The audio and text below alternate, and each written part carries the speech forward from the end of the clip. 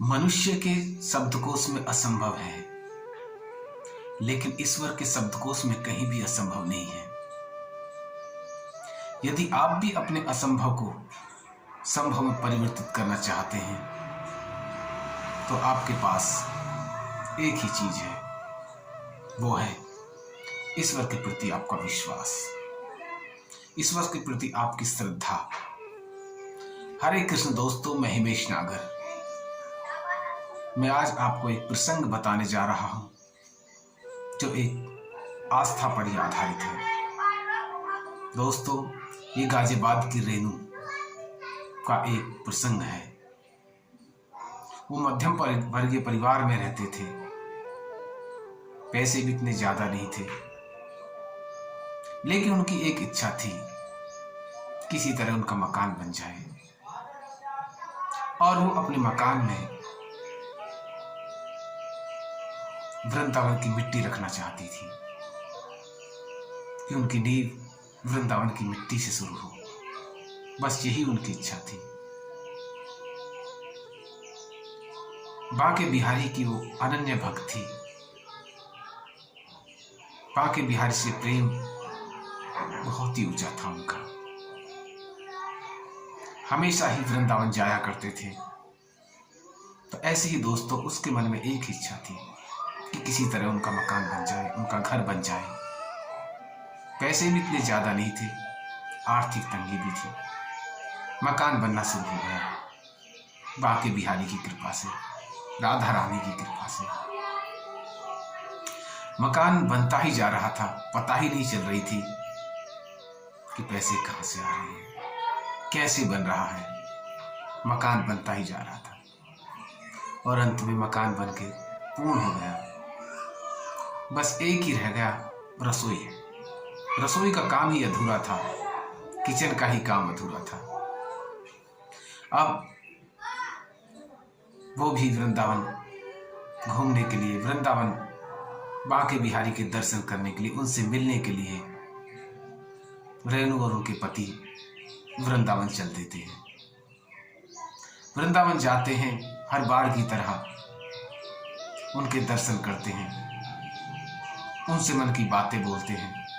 बस एक ही बात रह जाती है अधूरी।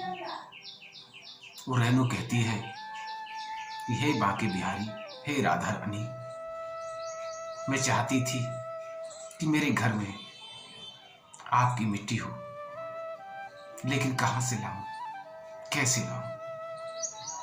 बड़ी दुविधा थी उसके मन में कि घर तो बन गया है, लेकिन जो मिट्टी, जो आस थी वृंदावन की मिट्टी की, वहां की रज की, वो पूरी नहीं हो पाई थी। बांके बिहारी के उन्होंने दर्शन किए, अपने मन की अभिलाषा, अपने मन की इच्छाएं बांके बिहारी से शेयर करती आ रही थी। हे बांके बिहारी, हे राधा रानी, हे करुणामयी सरकार, आप धन्य हैं। आपको कोटि कोटि धन्यवाद। आपने मेरे घर को पूर्ण कर दिया, उसे बना दिया। बस अब तो एक ही इच्छा है, बस यही उसके मन की इच्छा थी। अब वो जैसे ही कर रही थी, किसी कारणवश उनके पैर में मोच आ जाती, चोट लग जाती है, वो चल नहीं पाती है, बड़ा मुश्किल हो जाता है चलना। तो कहती है, हे राधा रानी, इस बार तो मैं वापिस ही जा रही हूं, मैं तेरे दरबार नहीं आ सकती। और वो वापस जाने के लिए तैयार होती है कि अगली बार कभी आएंगे तो बरसाना भी जाएंगे। लेकिन होना तो कुछ और ही था। उनके पति ने कहा, चलो बरसाना चलते हैं, राधा रानी से मिलते हैं। उनके पैर में चोट लगने के बावजूद भी वो वहां चल देते हैं। वहां जाते हैं तो उसे राधा रानी के मंदिर में सेवा मिलती है, झाड़ू लगाने की, सफाई करने की। वो बहुत खुश होती है कि राधा रानी के श्री चरणों में मुझे सेवा मिली है, उनके श्री मंदिर में ये सेवा मिली है। बहुत खुश थी। काफी समय बाद राधा रानी के मंदिर आई थी। बरसाना आना हुआ था। अब एक बार जब वो साफ सफाई कर रही थी, झाड़ू पोछा कर रही थी मंदिर में, एक पुजारी, एक बाबा जी थे जो वैसे तो फटेहाल थे, लेकिन उनका चेहरे का तेज अलग ही दिखाई दे रहा था। उन्होंने आकर के कहा, बेटी तू आ गई? रेनू ने पूछा, बाबा क्या आप मुझे जानते हैं? उन्होंने कहा, काफी दिन हो गए तुम आती जाती रहते हो, मैंने तुम्हें कई बार देखा है। ऐसे कहकर वो चले जाते हैं। फिर आरती का समय होता है, मंदिर में भीड़ जुटने लगती है। भीड़ की वजह से रेनू और उनके पति मंदिर में भीड़ के बिल्कुल पीछे खड़े होते हैं और आरती में शामिल होते हैं, क्योंकि भीड़ ज्यादा थी, आगे जाना मुश्किल था। पीछे से ही राधा रानी के दर्शन करते हैं, आरती करते हैं। कुछ समय बाद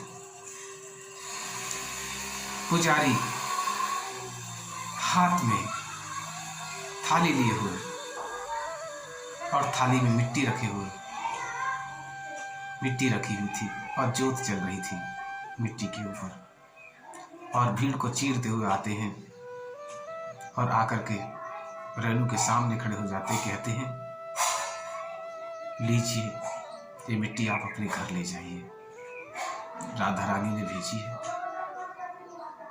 ऐसा देख करके रेनू भाव विभोर हो जाती है। वो कहती है, हे राधा रानी, हे करुणामयी सरकार, हे ब्रह्मांड को चलाने वाली, तू कितनी दयालु है, तू कितनी करुणामयी है। और ऐसे भाव व्यक्त करने लगते हैं। सभी लोग उस मिट्टी को लेने लगते हैं। तब पुजारी कहता है, ये मिट्टी राधा रानी ने आपके लिए भेजी है, सिर्फ आपके लिए लोग छीन रहे हैं और आप सिर्फ आपके लिए ही है। ऐसे कहकर वो रेनू उस मिट्टी को ले लेती है और मनी मन प्रार्थना करती है, हे राधा रानी, आपके सिरसरों में हमेशा मेरा मस्तक है। वो घर जाती है, जो किचन अधूरा था, जो रसोई अधूरी थी, उस मिट्टी को वहीं रखती है और उसका निर्माण करवाती है। जो रसोई राधा रानी के श्री रज चरणों की धूल से, मिट्टी से बनी हो, जो ब्रह्मांड स्वामिनी है, जो संपूर्ण ब्रह्मांड को चलाने वाली है, उससे बने, तो कभी हो सकता है किसी चीज की कमी हो जाए। तो दोस्तों, अगर ईश्वर के प्रति आपकी आस्था अटूट है, बस एक विश्वास ही होता है, एक आस्था ही होती है, वो सब जगह आपको नजर आते हैं। वो आपको हर पल आपके पास रहते हैं, हर पल आप पर ध्यान देते हैं, आपकी हर एक सोच से वो वाकिफ होते हैं कि आप क्या सोच रहे हैं किस समय। इसलिए कभी ये ना सोचे कि हमारी आवाज उन तक नहीं पहुंच रही है। आप दिल से पुकारो, वो आपकी हर बात अवश्य सुनते हैं और उसे पूर्ण अवश्य करते हैं। बस जरूरत है तो हमें उन पर भरोसा, उन पर विश्वास करना चाहिए। अगर हमारा विश्वास अटूट है तो ऐसा हो ही नहीं सकता कि वो हमारे विश्वास को तोड़ दे। तो दोस्तों, ईश्वर के प्रति अटूट आस्था रखिए, विश्वास रखिए, आपके हर कार्य स्वतः ही हो जाए।